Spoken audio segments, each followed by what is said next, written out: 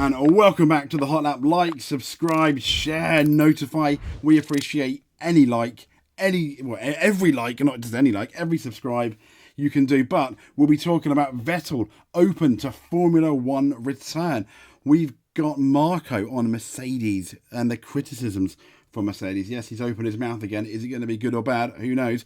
Bernie Ecclestone also on that Felipe Massa court case. But let's get into Vettel, who is open to return to F1, saying, I can't say no.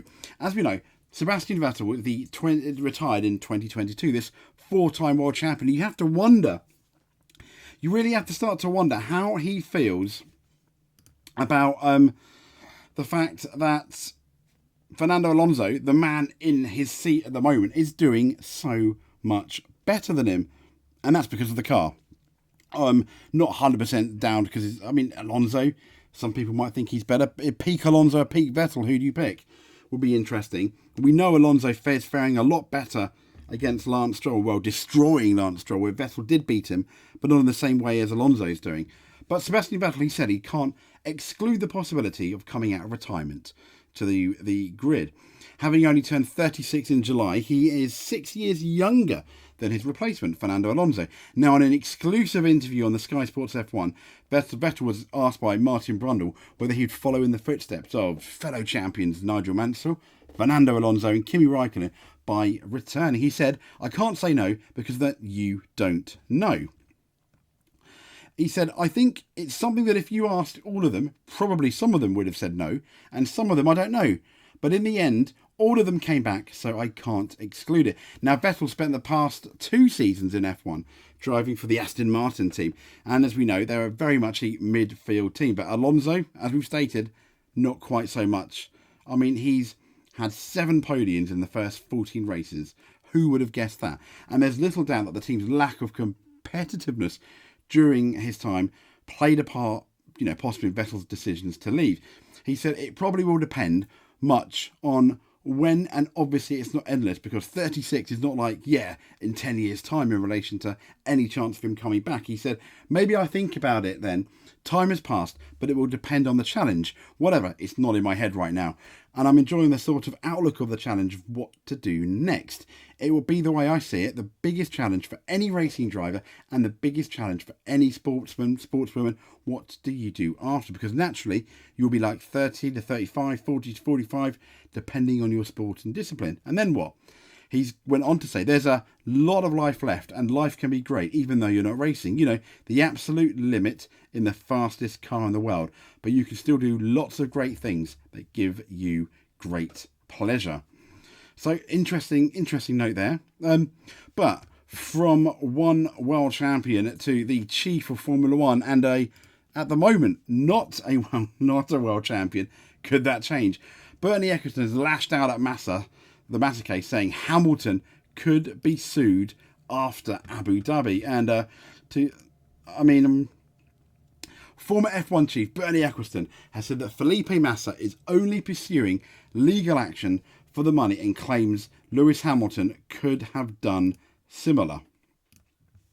Excuse me, the feed just gone. So, as we know, Massa has been stepping up his legal efforts, and his team has even gone to ask Lewis Hamilton for help, which is slightly strange, I think, but fair enough. But the man who started this whole thing has claimed Massa is not interested in sporting wear, and instead he's pretty much said he's only interested in his own pockets. So Ecclestone, as we know, was as the article says, the metaphorical tin opener for this can of worms when he made the revelation earlier this year that a long accepted version of events following 2008's Crashgate was incorrect. Now, as we know, Nelson Piquet crashed into the wall, which led to Fernando Alonso's victory in Singapore. That hurt Massa's chances to win that championship. And the FIA have long stated that season is declared done. Having said that, earlier this year, Ecclestone admitted that he and the FIA boss Max Mosley, who's unfortunately passed away now, had been aware of Renault's manipulation of the Singapore race before the end of 2008, going against what has previously been the accepted version of events. And shortly after, Massa declared his intention of bringing about a legal case, although Ecclestone has since denied making the comment, saying he cannot remember doing so, and the former Ferrari driver is pushing on with his efforts. Even Massa's lawyer have said they want to bring home the trophy, but Ecclestone, as we know, has suggested the ulterior motive. So another man that's in the media quite a lot, here we go, is Marko. Yes. With Marko, he talks about the Mercedes criticisms of Red Bull F1 team is not from a serious competitor.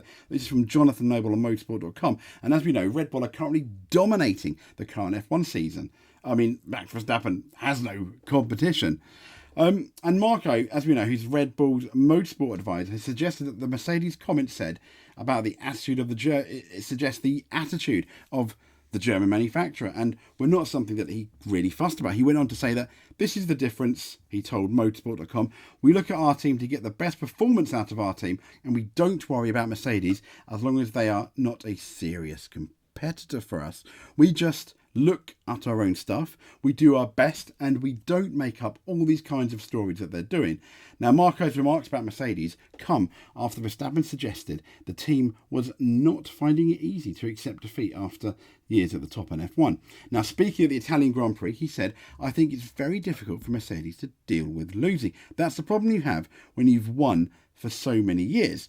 But at the end of the day, you have to be realistic. If it's not possible to win, then it's not possible. You have to appreciate what the other teams are doing as well. We did that in the years when Mercedes dominated. I think that last line, poor old Max, to be fair, yes, I think Marko, sour grapes, probably. Hamilton, maybe, not quite as sour though. And he did have a point about the teammates. However, I think with Max saying we did that in the years when Mercedes dominated is... No, I mean, we did a whole video about the hypocrisy of Red Bull and the fact that they were asking the FIA a number of times to slow down Mercedes, with Marko even suggesting that Red Bull could quit if things didn't quite not go their way, but were done to slow Mercedes down. And in another news, here we have, hopefully it's going to load, the new McLaren livery. It's called, let me see, the updated design is called Stealth Mode for this weekend, and it features the side pods, which have been converted from their usual papaya orange to black. As you can see here is the reveal this morning, time of recording. It looks like this McLaren's on, yep, it's on the soft tyres, 81, Oscar Piastri, a good number, the year some people were born. And there we go, there's the black and then the orange side pods. I think it looks really cool. You have to wonder though, with the black, have they just not painted it and then that car's going to be even faster with slightly less weight? Yes, I know that what it does mean is they can choose where the ballast goes, because all Formula 1 cars have to have a minimum weight if they are obviously under that weight. But there we go, stealth mode on. Fingers crossed. I mean, let's be honest, wouldn't it be absolutely fantastic if McLaren could win the Singapore Grand Prix, if McLaren could get a win at all in their 60th year of Formula 1. And at times they have been, the second fastest car on the track. And they didn't do too bad at Silverstone, did they? They weren't doing too bad at Zandvoort. So you have to wonder what they're going to do. I think it's so open as to who's going to be second. People have suggested Mercedes, maybe McLaren, but now with these flexi wing clampdowns as well coming in, who knows? I mean, let's be honest, who knows who's going to be fastest? But anyway, this has been the Hot Lap. This has been myself. Like and subscribe, and we will speak to you soon as we get near the Singapore Grand Prix. Tomorrow we'll have our Singapore Grand Prix preview. Friday it's going to be the practice review. Saturday the qualifying review, and Sunday we're going to have that Singapore race. So stay tuned, and thank you very much. If you made it to the end, leave a comment. You're amazing.